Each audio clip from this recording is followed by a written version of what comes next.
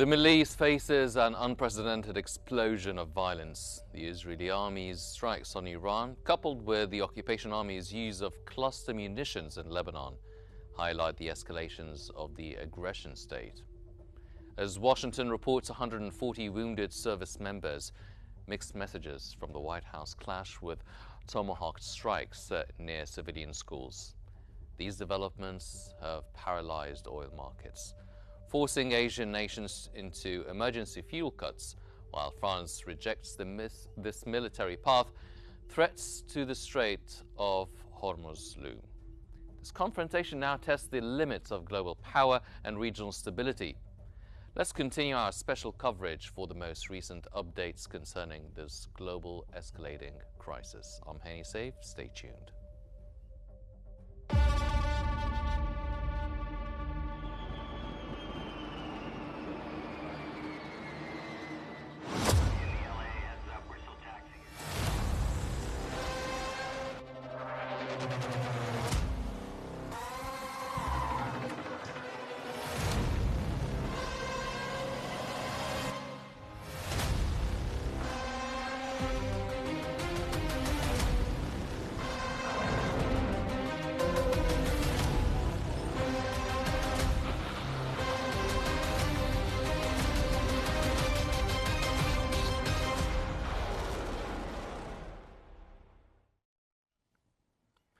Cluster weapons raise global concern. The casualties rise, over 1,200 in Iran, nearly 400 in Lebanon, where the occupation army continues operations.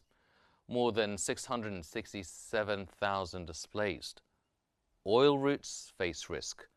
Markets stay tense. No talks ahead as both sides hold firm. The Israeli aggression fuel wider regional instability.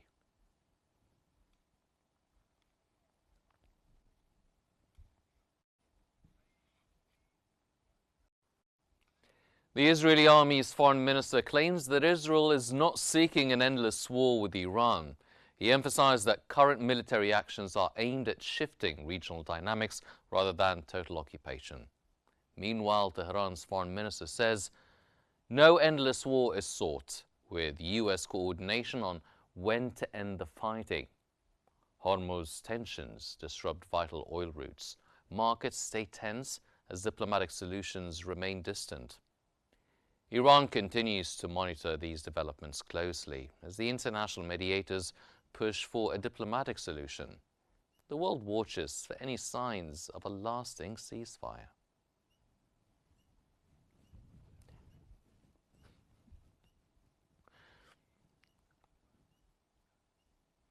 The Israeli military says it has launched a new wave of strikes on Beirut, targeting what it described as infrastructure belonging to Hezbollah. In a statement, the Israeli military said the attacks were focused on locations in southern parts of the Lebanese capital that it claims are linked to Hezbollah's operational network. The military said the strikes are part of its ongoing campaign against the group, which Israel accuses of coordinating with Iran and posing a security threat along its northern front.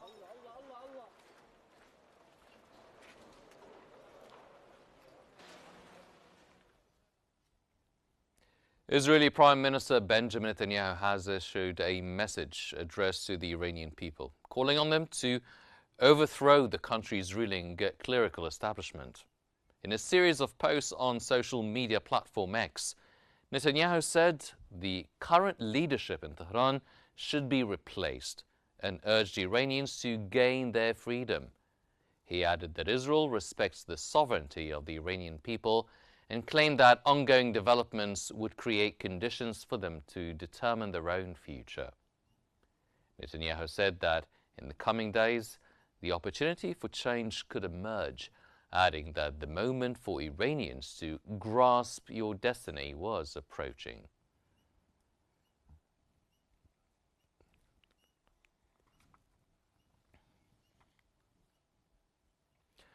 To provide more of an insight, we're joined from Cairo by Dr. Said Mekkawi, the International Relations Specialist, and from London by Ms. Danya Silawi Ahwazi, the researcher on Middle East affairs. Welcome to our special coverage here on Q News. Dr. Mikawi, how does the Israeli army's influence over Washington's decisions risk dragging the war further into a forever war? We are in the beginning of one already, and the more this war goes on, the more it will be endless war, unless President Donald Trump decide to stop this war now, as he stopped in the last year during the 12 days war. The problem with this war that there is no clear political objective based on the statement of Donald Trump and Netanyahu. These objectives are changing by the time.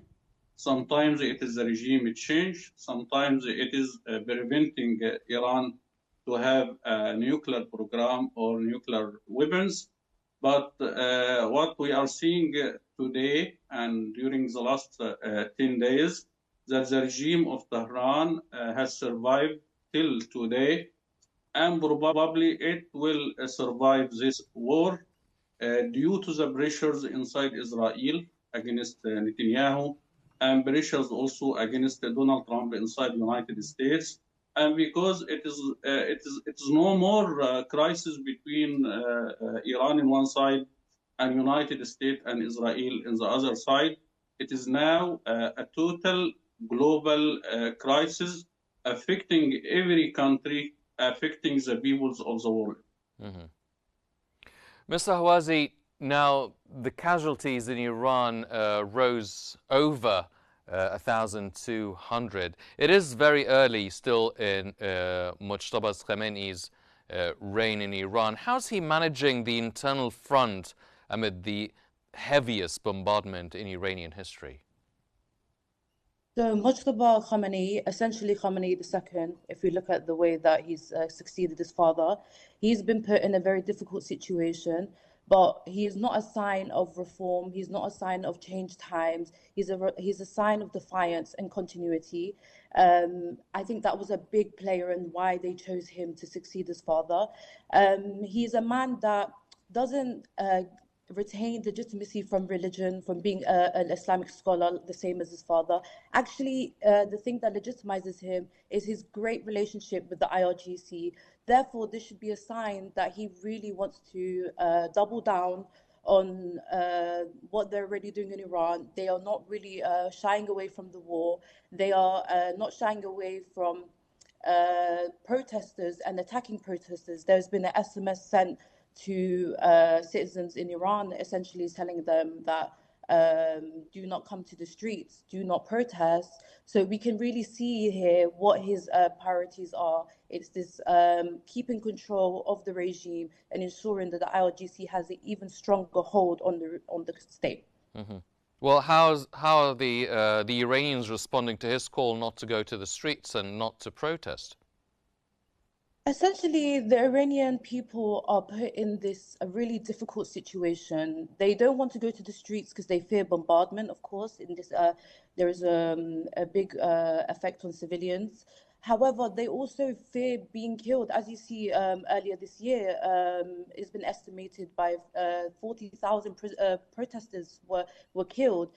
So they are in this situation where even if they did want to go out to protest and risk their lives to protest against the regime, they also have this double-edged sword of fearing bombs as well. So yeah, that's kind of the situation at the moment. And the media coverage of Iran is heavily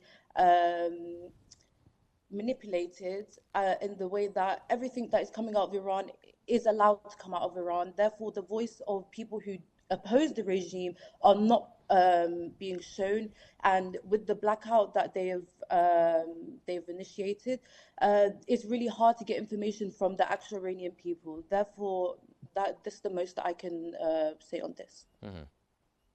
Dr. Mikawi, Israel is continuing with its heavy strikes in Iran and Lebanon as well, now targeting the southern suburbs of the Lebanese capital, Beirut.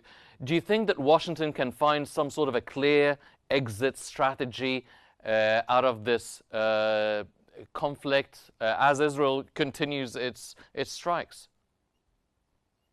Israel wanted this war to go on for a long time till Tel Aviv achieve its goals.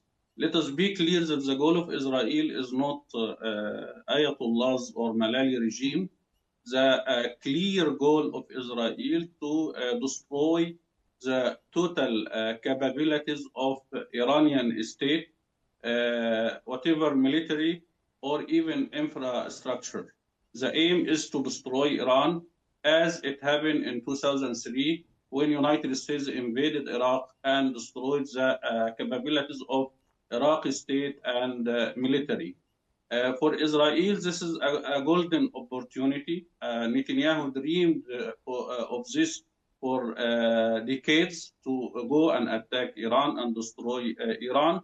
And Israel also will make sure during this war to destroy Hezbollah completely. Definitely, it weakened Hezbollah in the last war, but it tried also to complete the destruction of Hezbollah. For Donald Trump, he can decide to stop this war at any moment. The more pressure inside the United States against Donald Trump, the more this war will come to an end soon. Israel might try to go on for more time, but still Trump can stop Israel of continue in this war without United States, as it happened in the last war. Mm-hmm. Mr. Hawazi, now the casualties in Lebanon are nearly 400. We've seen the strikes taking place in the heart of the Lebanese capital, Beirut. It's not just southern Lebanon or border strikes. So what do you think, I mean, the suffering, the long-term implications of the occupation army's expansion now into residential areas of Lebanon? Well, as we can see, it's been an ongoing humanitarian crisis with almost 1 million Lebanese citizens being affected. We will continue to see huge strains on the healthcare, huge numbers of casualties. And essentially, there is a big issue in loss of trust in Hezbollah, which was a big thing for the Lebanese people. 14 years ago, Hezbollah was a very different group. It was a resistance group against Israel. It was a beacon of hope for the people. But the whole political landscape has completely changed now because they have lost their legitimacy in essentially moving away from this resistance nature of their group and becoming pawns in wars across the Middle East. And, you know, the Lebanese people witnessed Hezbollah attack the supporters of Bashar Assad by also. And the issue here is Lebanon is a very diverse country, and there is a lot of issues in between the sects, you know, of Sunni and Shia. And I think with this removal of legitimacy of Hezbollah, this is going to create even more tensions among the Lebanese people. The Shias, for example, who were in support of Hezbollah, when they went to Syria for refuge, they were welcome. And when they betrayed them, this was a big pivotal change in how people viewed these people. Therefore, within Lebanon, we're going to see a lot of hostility among the people as they are distrusting of each other, and they see this as like an internal conflict. Mm-hmm. Well, there are over 667,000 Lebanese have already been displaced. What do you think will happen with the reality of the humanitarian crisis caused by these actions in Lebanon and the possible hostilities that you've mentioned? I think that this is a great opportunity for Israel to expand. You know, this is an agenda they've had for a long time, but also on the wider world, which is already struggling a lot with the vast number of refugees coming through, especially through Europe and Turkey and these places. I think that it will create a lot more hostility. There'll be a lot of animosity towards Hezbollah and towards the decision, but also towards Israel as well, because there's this trickle down effect of the whole world suffering, because now we have thousands more people having to join their countries when there's already a lot of distrust amongst them, for example, in Syria. Dr. Bekawi, now, are we going to be seeing a permanent sort of split between the US and Europe over this military escalation that is taking place? Also, the Strait of Hormuz is being a focal point now, with a lot of the threat of mines, the fluctuation in the oil and energy markets. Are we going to be facing a clear split between the US and Europe?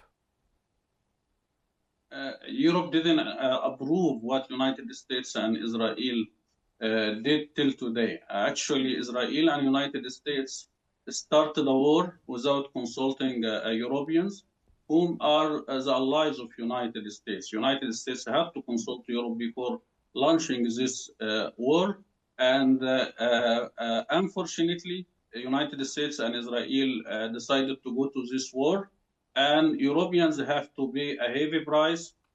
Asians also have to pay a heavy price. The whole world is paying today heavy price because of this, the rise of oil prices. Today, if you go to Asia, in many countries, people are standing in queues in the pump stations to try to get some oil. And the prices also have increased 20% in Pakistan, in Bangladesh, and other countries in Asia. Actually, Asia is paying a heavy price for this war. Whatever they are the allies of United States, or they are the competitors of United States, like China, for example. India is facing big problems today. India was asked by Donald Trump not to import oil from Russia, and Donald Trump put a lot of pressure on India to stop buying oil Russian, which constitute 40% of the Indian imports of oil. But today, India was going to replace Russian oil by oil from Gulf, but today Gulf is on fire, and India is not able to get oil from Gulf.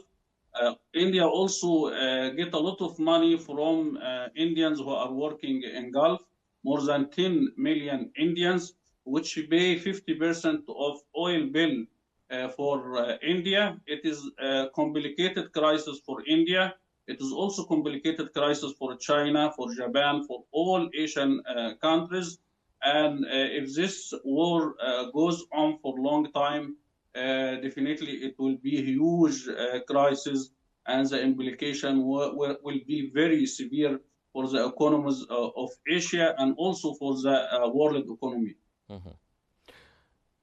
Mr. Hawazi, now, Iran is not shying away from this conflict. They do not seek a ceasefire. We've seen the Iranian missiles going deep into the heart of Israel. The Iron Dome is doing little to stop them. How has the new leadership in Tehran redefined the rules of engagement in this conflict? We have to look at the wider context of Iran. It's a deeply religious country based on 12 Shia Islam, and a big characteristic of this belief is this holy war, end of times, Armageddon style war, which they use to justify these attacks and to justify the calamities that they have to suffer. So this is characterized by the return of the 12th Imam, Imam Mahdi. Therefore, when you're assessing Iran as a country, we have to take this into consideration, because Khamenei's son, Khamenei II, essentially, he most likely will have these views that, you know, any lives, they are martyrs, and this is just collateral damage, and this is part of the wider plan, this is part of the wider cause. You know, in Shiism, martyrdom is a very sensationalized concept. They really reveled in this idea that you should die for your religion. Therefore, that should be able to give an insight into how they will treat this war. They are fundamentally not fearful of it, and they fundamentally see this as their religious duty to protect. themselves against essentially the enemies of their religion. So, yeah. Dr. Makawi, the international laws, what's their stance regarding the Israeli army's recent targeting of civilian infrastructure? Actually, there is no any abiding by international law in this war. Israel didn't abide by international law in its aggression against Gaza, against Lebanon, against Yemen, against Syria, against Iraq even. There is no way. We are now facing very clear colonialism, American colonialism, Israeli colonialism. People are talking about the nature of regime in Tehran, if it is a theocratic regime or religious regime. This is not the issue, There is no religious regime in Venezuela, for example. In spite of this, United States attacked Venezuela and kidnapped its president. United States threatened to seize green land from Denmark. It is a jungle law, or what they call it, might is right, and might is not right, as the foreign minister of China said yesterday. Might is not right, right is right. And we are in very bad situation, and we are seeing a very clear American colonialism. And it is also a part of the global conflict for the world order. It's not easy to ignore that Venezuela was very close partner for China. Iran also is very close partner for China and for Russia. And I think that we are going for very difficult circumstances and situation in globally and in the world, because if United States go on by this way, using its military and considering every problem could be solved by the military hammer, it means that a lot of crises will be in the world. Iran and Venezuela are just the beginning, and we will see more crises are coming. Americans are ignoring the interests of all the world, and President Trump, unfortunately, we were optimistic that he will be a peace president, because during his presidential campaign, he promised to end all wars and not to go for an endless wars again. And we are seeing now he's taking not only United States, he's taking the Middle East into a new, an endless war in Iran. Mr. Hawazi, you've mentioned that the war in Iran is seen as a holy war, or a state of Armageddon. Now, with the current civilian suffering in Iran, do you think it will lead to some sort of Iranian unity or regional unity, or do you think it will further push the division or widen the gap between the different Iranian public opinion? So, Iran is a vast country, a very, very diverse population. To give you some perspective, 40% of its population are ethnic minorities, which Iran has been oppressing since the times of the Pahlavi regime, before the Iranian regime now. And that gives you a context that there is no single unifying idea in Iran. It's a very complex population. Every group has their issues with the regime, and I don't see anytime soon this unification, because even in this at this time, no one can agree on what they want for Iran. And we have to take into consideration, for example, these minority groups, which for a very long time have wanted Iran to be held accountable for their human rights abuses, for the economic issues that are affecting the whole of Iran, but worsen for the minorities. And essentially, for the Shias within Iran, they truly believe in the legitimacy of the state. Therefore, there's almost a cult-like following. So I would say that that was very solidified. However, for the rest of the population, which have all completely different views, we cannot say that there is a hope for a unifying idea or reflection upon what's happening at the moment. What about the opinions outside of Iran? What message does Iran's new supreme leader, Mojtaba Khamenei, send to friends and foes in the region? What does he mean for the Middle East stability amid this Israeli army attacks? I think approaching the leader as this sort of like it's less about who the leader is and more about the institution. His whole role, his whole purpose is to continue the regime, continue what they've already been doing, and he's, like I said before, he's not a beacon for reform. So I do not think it will change anything about how people view Iran. Iran is not very popular with its foes, and the people that they are popular with, the countries that they're popular with, for example, Iraq, we might see a change in opinion because they're really suffering from what Iran is doing right now. The closing of the Strait of Hormuz is affecting them severely. Iraq produces vast amounts of oil. However, they didn't have the infrastructure to contain it, for example. And even though they are one of the closest allies of Iran, Iran's actions have devastated any hopes for Iraq to function the way they need to. So at the moment, I would say that the leader is not going to change anything. However, the actions of the regime and the decisions they've made so far, it will change. And for example, the Gulf countries, the Arab nations, they are distrusting of Iran because of all the involvement in the proxy wars, and they have this agenda to fuel resistance groups, Shia resistance group among these populations against the Sunnis because of their agenda to spread Shiism amongst the Middle East. Therefore, nothing's really changed in this. However, now with Iran bombing the Gulf countries, there's even more resentment, and even the minimal ties that were there, that were very stable for a long time, I don't see it remaining because Iran claims they are bombing U.S. military bases, and this is necessary. However, we've seen a lot of civilian death in these Gulf countries, and this is something they're not going to let go of.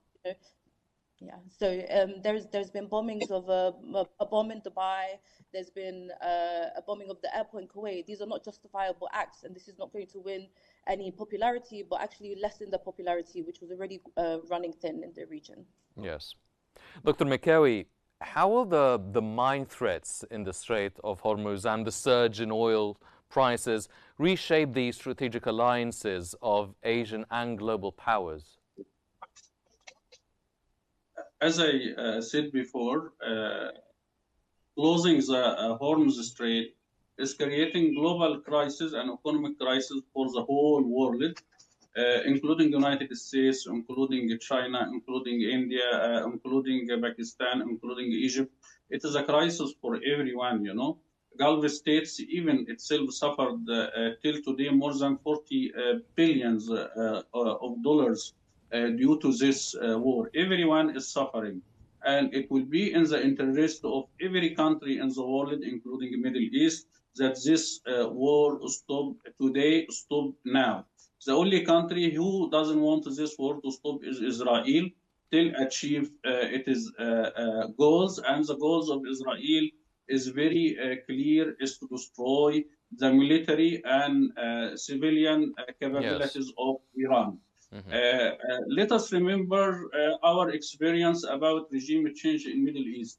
It didn't work well in the Middle East. See the example of Libya. West portrayed Gaddafi as the problem, and they killed Gaddafi. But Libya never recovered from this attempt of regime change. Iraq also is another example, This regime change doesn't serve everyone. It doesn't serve the people of Middle East. It created more problems, and United States should stop trying doing that. Yes. Ladies and gentlemen, that was Dr. Said Mekkawi, the International Relations Specialist, and Ms. Dania Silawi Ahwazi, the researcher on Middle East affairs.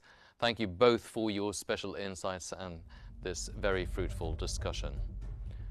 Day 12, the Middle East is still on edge. The Israeli aggression strikes with US forces on Iran continue, while the occupation army expands in Lebanon's capital, Beirut. Civilian toll rises, Hormuz tensions grow, and global powers watch. No diplomatic path is clear. The world awaits what comes next. Stay with us here for continuing coverage of this escalating crisis. The story's far from over. Stay tuned for more updates here on Q News. I'm Henny Save. Thank you for joining us.